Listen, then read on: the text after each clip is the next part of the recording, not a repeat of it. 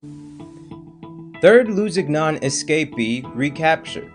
Yarrowkabra squatters to be evicted. Residents beg for government's intervention.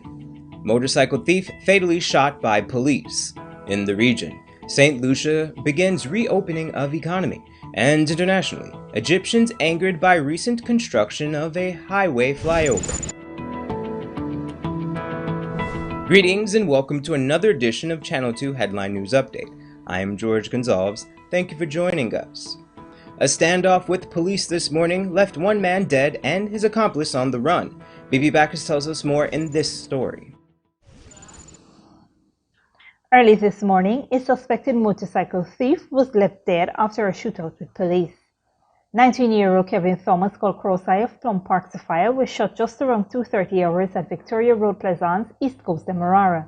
According to police, Thomas and an unidentified accomplice stole a motorcycle moments before they were intercepted by a nearby police patrol. The officer shot at the two after Thomas's pillion rider opened fire on the officers. Thomas was hit in the crossfire. The pillion rider managed to escape, leaving the injured Thomas and the motorcycle behind. He was taken to the Georgetown Public Hospital where he died while receiving medical treatment. It was noted that Thomas was familiar to the police, having been charged for multiple offenses over the past 3 years, including armed robbery, narcotics, and simple larceny of a motorcycle. Nevertheless, an investigation is ongoing. For Headline News Update, BB Backus. Thanks, BB. Early this morning, the partially naked body of an elderly woman was found in Le Repentir Cemetery. She has been identified as 68-year-old Margaret Dawson of Alboystown and Tamari, East Bank, Demerara. Dawson, an employee of Professional Guard Services, was last seen alive last night when she left to go to her work site. She was expected to reach her job for 6 a.m. A search for the missing woman commenced quickly thereafter, and her body was subsequently found in a segment of the cemetery in the vicinity of a funeral home. Investigators suspect that she was attacked, thrown against a grave in the cemetery, and possibly sexually assaulted. A suspect is currently in police custody and is cooperating with investigators. Over the weekend, police in Region 3 recaptured another escaped inmate of the Lusignan prison. Here's BB Backus again with that story. A third Lusignan prison escapee was recaptured on Saturday. 32-year-old murder-accused Ganesh Danraj was apprehended by the police at the Parika bus park at around 14:10 hours, where he was seen in a motorcar. According to police, Danraj was then escorted to the Parika police station, where he was further questioned and positively identified. Police noted that he was recaptured with the assistance of several public-spirited citizens. Prison authorities commended the Guyana police force for their swift action and also expressed gratitude to the members of the public for providing the information to the police. However, the remaining escapee, murder-accused 26-year-old Kenrol Perez of Mabaruma Northwest District, is still at large.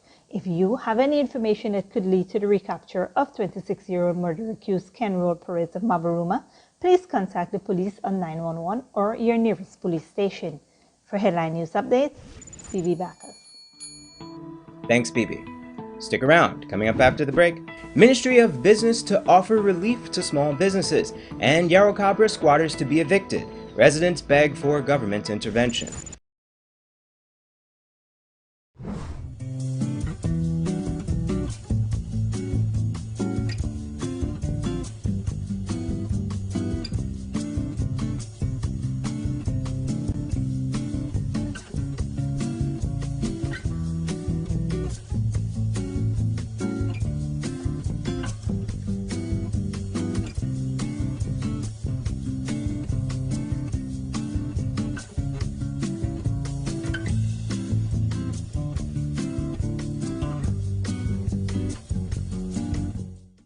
Hurry down to Zasco on 15 North Road between Camp and Wellington Streets. Quality products at low cost for every room in your home. 65 and 55 inches high-stand 4K smart TVs. Samsung French door fridges. Black & Decker appliances, queen and king size Canadian-made mattresses. German-made pressure pots in 5 to 9 liters. 12-piece pot sets, knife sets, cutlery sets and pans, commercial fans. Samsung smart stoves. Canadian-made 3-piece recliner sofa sets. air fryers, and Hamilton Beach hot and cold water dispenser. For that reliable, prudent, and courteous traveling experience, your choice is G3 Cabs, located at 228-229 Aubrey Barker Road and Beverly Close, South Reinfeld Gardens. Travel in comfort and safety with our deluxe fleet of new vehicles and neatly trimmed drivers serving our customers around Georgetown. We deliver cooking gas, small packages, run errands, and provide minor vehicular roadside assistance such as jump starts of vehicles, flat tires, spare wheel assistance, and more. Contact us on 218-4982 or 218-4500. G3 Cabs. You can count on us. Oh gosh, what's this? Me son can't read or spell. Stop! 0 out of 20. Is what I gonna do here? Hi guys, my name is Ms. Pooja Singh and I'm the senior teacher at the Literature After School program. Due to the spread of the coronavirus and the need for social distancing, we have moved our in-class learning activities to online via Skype. On the online side, we will be focusing on spelling, phonics, reading, and the National Grade 6 assessments. For more information, you can inbox us or call us. Contact us on 675-4379. I can call them now. Hidden Treasures, discovering gems in young minds. Meet Terence and Shabana. Both believe they've been exposed to COVID-19 and were advised by the Ministry of Public Health to quarantine themselves at home. It's a normal working day and Terence grows tired of home quarantine guidelines. So he heads off to work using public transportation. Now all the passengers and his co-workers are in danger of contracting COVID-19 from Terence. After work, Terence heads straight to the gym for daily exercise. He shares the same exercise equipment with many others that day. Later on that evening too, Terence heads off to play several rounds of dominoes with some friends. By breaking the quarantine rules, Terence has endangered the lives of the passengers, his co-workers, members of his gym, and his friends with whom he played dominoes. By contrast, Shabana practices social distancing. She works from home every day and in the evenings, she video chats with her family and friends to stay connected. Shabana is also obeying all the guidelines that the Ministry of Public Health says we follow when quarantined at home. Shabana has infected no one. Let's all do our part and practice physical and social distancing by avoiding unnecessary travels and staying home from large groups of people, including our families and friends. A message from the Ministry of Public Health in collaboration with PAHO WHO. For more information, visit our website at www.health.gov.gy or visit our Facebook, Instagram, or Twitter page. Welcome back. Recently, the Ministry of Business, through the Small Business Bureau, announced the implementation of a plan to offer relief grants to small businesses during the ongoing pandemic. The plan is intended to strengthen and sustain small businesses through provisions such as grants to sustain operations and retain employees. Also, the grant will help with training and development to support establishment and market the businesses through online platforms, to diversify certain businesses, and to forge supply partnerships. For more information, you can visit the Small Business Bureau's website and their page on Facebook. Yarrowkabra squatters are seeking the government's intervention before they are evicted. More from Esther Sobers.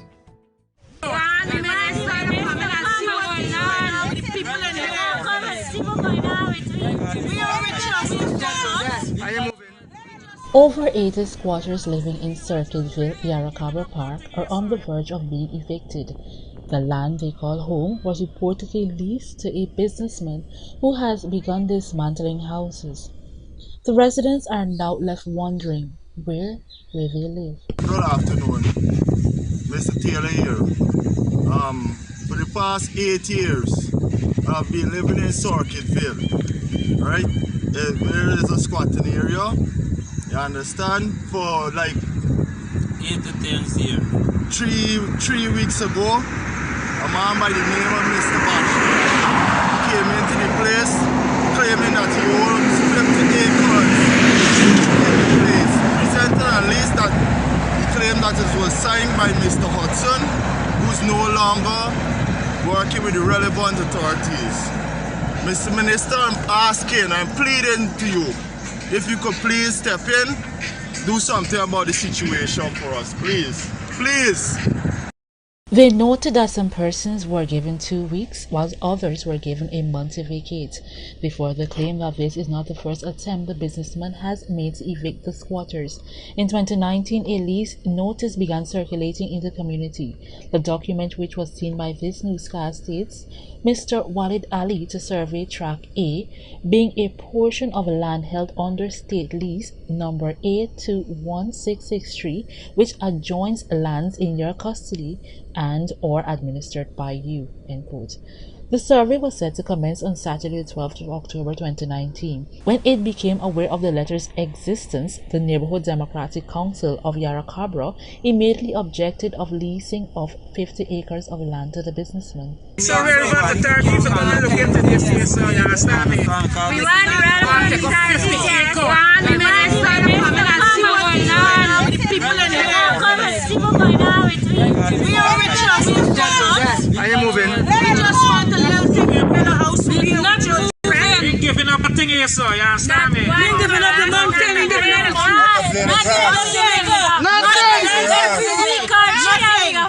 this looks like a political move because since after the election, the people are saying Jack D on top and we ain't got to move.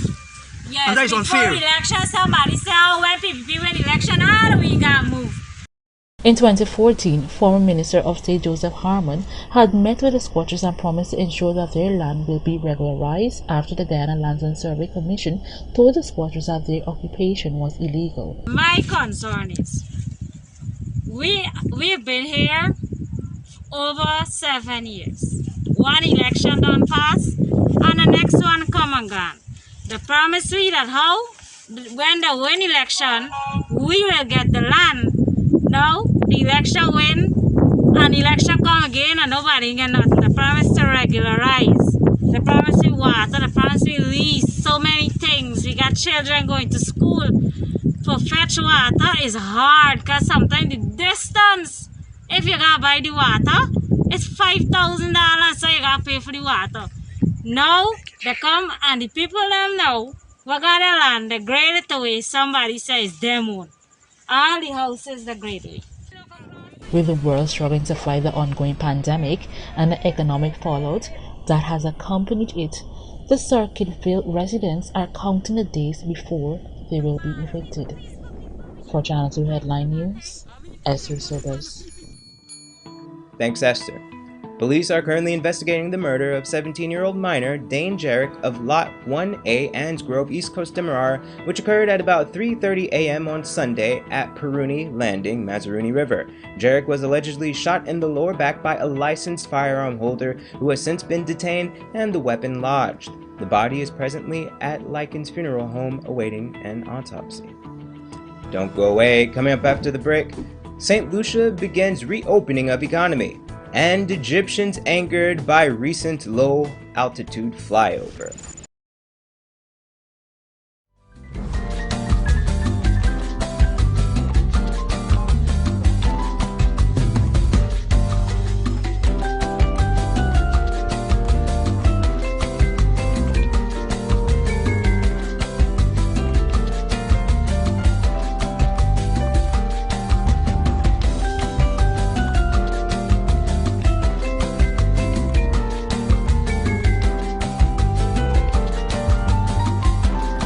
Hurry down to Zasco on 15 North Road between Camp and Wellington Streets. Quality products at low cost for every room in your home. 65 and 55 inches high-end 4K smart TVs. Samsung French door fridges. Black & Decker appliances. Queen and king size Canadian-made mattresses. German-made pressure pots in 5 to 9 liters. 12-piece pot sets, knife sets, cutlery sets and pans, commercial fans. Samsung smart stoves. Canadian-made 3-piece recliner sofa sets. Air fryers and Hamilton Beach hot and cold water dispenser. For that reliable, prudent and courteous traveling experience, Your choice is G3 Cabs, located at 228-229 Aubrey Barker Road and Beverly Close, South Reinfeld Gardens. Travel in comfort and safety with our deluxe fleet of new vehicles and neatly trimmed drivers serving our customers around Georgetown. We deliver cooking gas, small packages, run errands, and provide minor vehicular roadside assistance such as jump starts of vehicles, flat tires, spare wheel assistance, and more. Contact us on 218-4982 or 218-4500. G3 Cabs. You can count on us. Oh gosh, what's this? Me son can't read or spell. Stop! 0 out of 20. Is what I could do here. Hi guys, my name is Ms. Singh and I'm the senior teacher at the Literature After School program. Due to the spread of the coronavirus and the need for social distancing, we have moved our in-class learning activities to online via Skype. On the online side, we will be focusing on spelling, phonics, reading, and the National Grade 6 assessments. For more information, you can inbox us or call us. Contact us on 675-4379. I can call them now. Hidden Treasures, discovering gems in young minds.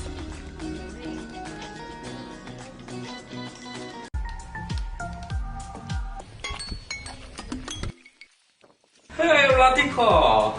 Chiny man, long time in here or see you. I didn't really feeling too good. He never give me no coronavirus, not me. Like she know you can get COVID-19 from a phone call? What?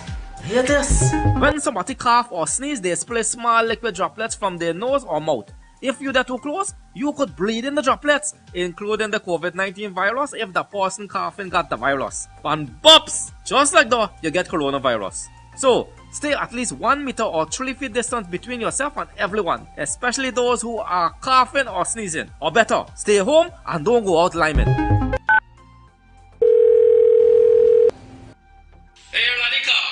Yeah, Chiny man, I will contact all you want now. We can hear and see you. This is a message from the Ministry of Public Health in collaboration with PAHO, WHO. Welcome back. Now we take a look at news in the region and around the world. On Saturday, the St. Lucia government said it would begin the gradual reopening of its borders on June 4th after indicating that the island had been able to curb the spread of COVID-19, which had infected at least 18 persons there. Prime Minister Alan Chastanet told the nation that, quote, as of June 4th, 2020, we will begin to gradually open our borders to regional and international travel after health authorities had on Friday shared our strategic plan to reopen our economy and country in phases after weeks of partial shutdown due to COVID-19, end quote. According to Chastanet, the 5-phase strategic reopening focused on health, safety, and the general well-being of the public and had taken into account advice from public health experts as well as feedback from various stakeholders. Brazil's President Jair Bolsonaro is rallying his supporters to back his call to end the lockdown, despite more than 15,000 deaths in Brazil with no signs of slowing. He has attacked governors who have introduced restrictions in an effort to stop the spread of the virus. Al Jazeera's Alessandro Rampietti reports. Hundreds of supporters of President Jair Bolsonaro once again poured into the capital Brazilian Sunday, honking their car horns to call for an end of all isolation measures in the country. People think isolation is not being done in the right way. There is no previous experience in the world of closing everything down just to see what happens. Pro-Bolsonaro rallies have become a weekly event in this city. Coronavirus cases are still increasing rapidly across the country, but the president is keeping up his fight against distancing measures imposed by local authorities. Bolsonaro greeted his supporters in front of the presidential palace. What was new is that for the first time, he and his entourage were wearing face masks. But that didn't stop him from shaking hands and embracing a young supporter dressed in a military uniform. and attacking what he calls the tyranny of total isolation measures, calling for the reopening of the economy and urging people to get back to work. We will change Brazil's destiny even with this crisis affecting the entire world. Thanks to ministers, thanks to the wonderful people here. We are together. Brazil is ours. More than 15,000 Brazilians have died of COVID-19 so far, though experts fear the figure is probably much higher, with many cases missed because of insufficient testing. And nowhere is the situation worse than in the Amazon region. On Sunday, residents of this neighborhood in Manaus took it into their own hands to disinfect the streets of the city with the highest rate of infections per capita in the country. We took that initiative because we lost. We have a lot of victims in our neighbourhood, and that was the tendency if we did not act. And now there are growing worries of the virus fast spreading upriver into isolated indigenous reserves. At least 11 tribe members have already been confirmed dead. But without testing nor access to adequate medical care, nobody knows how many lives will be lost. Alessandro Ampietti, Al Jazeera. And internationally, Egyptians are accusing the government of putting their lives at risk by building a flyover so close to their apartment block near the capital of Cairo. Al Jazeera's Victoria Gattenby reports. In Giza, on the outskirts of Egypt's capital Cairo, a new flyover is being built. It's one of the many large projects launched by President Abdel Fattah el-Sisi to fix the country's finances and win the trust of the people. But this is the reality for Egyptians living in apartments close by. The flyover is centimetres from their homes, and in some cases their balconies look straight out onto the road. This flyover is dangerous. Now there's sunlight, but after they're completed, my flat will turn into something that resembles a grave or a warehouse. The first, second and third floors will never ever receive sunlight again. The road's been planned for several years and once completed will link Giza's northern and southern districts. It's estimated that 750,000 cars a day will use it. But images such as this on social media ridicule the government's perceived incompetence. Some floors were completely buried under the flyover while the balconies of others were blocked. We were shocked to find burglars trying to break into some of the apartments. Opponents also accuse Sisi's government of corruption. They're demanding to know how planning permission was granted to build a flyover in a densely populated residential area. The street was very wide and our apartment was expensive when we bought it. Then 2 days ago, the transport minister came out here and simply said, those 10 or 20 apartments don't matter, so I'll disregard them. No, it's important. We're not living in a random place here. You cannot speak to us like this. The 12-kilometre-long project is costing $317 million and is expected to be finished later this year. The Transport Minister says residents will be compensated by the government and offered the chance to relocate. But for many, it's too little, too late. Victoria Gatenby, Al Jazeera. That's all for today's regional and international news. Here is your 3-day weather forecast.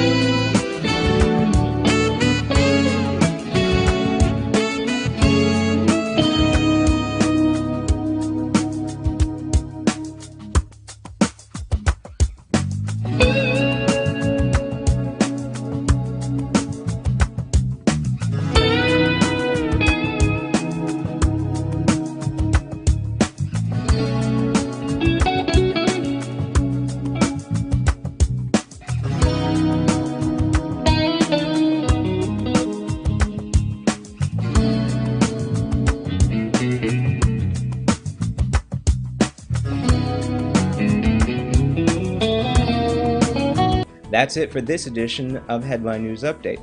Tune in Wednesday at 7 p.m. for another episode. Be sure to subscribe, like, and follow us on Facebook and YouTube. Also, visit our website at headlinenewsguyana.com for all the news we couldn't fit in the newscast. Until then, take care.